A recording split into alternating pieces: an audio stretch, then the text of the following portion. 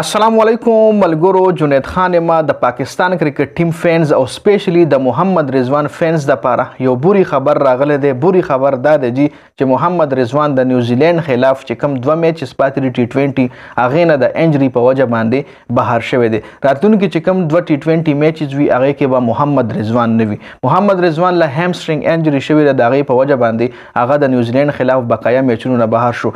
د نمخ کې اعظم خان چې کم دی وکټ کیپر بیټسمن آلریډي د پاکستان کرکټ ټیم سکواډ نه د انجری په وجه باندې بهر شوی دی.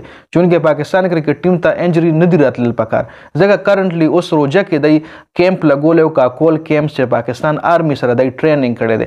فټنس باندې د ډیر زیات کار کړي د پاکستان کرکټ ټیم کې لاړیانو هغه نه پس هم د پاکستان کرکټ ټیم د مسایل ښکار کیږي. انجریز ول راځي نو دا یو قسم له سره اثر زیاتې دی. بیا د هغه فټنس کیمپ لګیدو مقصد څه شو چې هغه نه پس هم کلاړیان انجرډ کیږي. نو محمد رضوان فینز د پاره دا یو بوري خبر ده چې هغه د نیوزیلند خلاف ټي 20 سیریز نه بهر شو.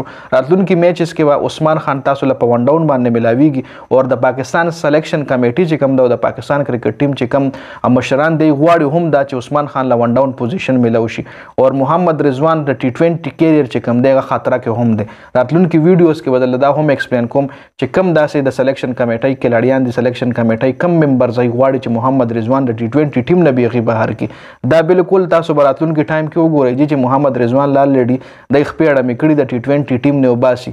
پس وجه باندې وباسي به سره نیکسټ ویډیو کې کمپلیټ سیناریو شریک کوم. نو نیکسټ ویډیو چې کوم د رضوان حواله سره بیا زما راځي هغه ضرور وګورئ جی. هي کې به داسې خبرې کوي چې هغه مطلب د پاکستان کرکټ بورډ انټرنل خبرې دي او د سورسز په وجه باندې هغه خبرې مال هم رسیدلی چونکه پښتو ژبه کې به سره شریک کوم. اوس خبر دا ویډیو کې په دې ویډیو کې زموږ ټاپک د محمد رضوان حواله سره چې د انجری په وجه باندې هغه لري دغه نه بهر شو. عثمان خان په ون ډاون پوزیشن باندې راځي بیټینګ وکړي او وکټ کیپینګ به هم عثمان خان کوي. اعظم خان هم د دې سکواډ حصہ نه دغه هغه هم انجری راغلی ده. بل وکټ کیپر پاکستان سره نشته. عثمان خان چې کوم دی هغه وکټ کیپینګ هم کول شي. عثمان خان نه علاوه سایم ایوب هم وکټ کیپینګ کول شي. سایم ایوب نه علاوه حسیب الله چې کوم دی هغه هم په ریزرو کې لاړیانو کې شامل دي. نو هغه هم وکټ کیپینګ کول شي خو ریزرو نه هغه ډایرکټلی نشي راتلی.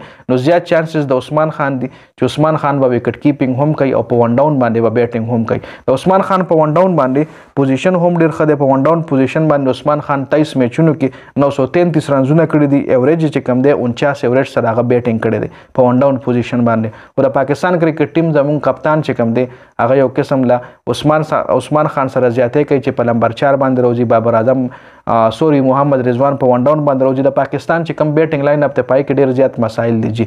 نو په هغه باندې نیکسټ ویډیو کې ډسکشن کوو. خو د دې ویډیو موږ ټاپک دا چې محمد رضوان د انجری په وجه باندې راتلونکي چې کوم میچز دی هغه نه بهر شوی دی جی. نو دا په دې ویډیو کې شارټس اپډیټس د ویډیو کتلو زیاته مننه. ویډیو ضرور مخکې ملګرو سره شریک کړئ. والسلام.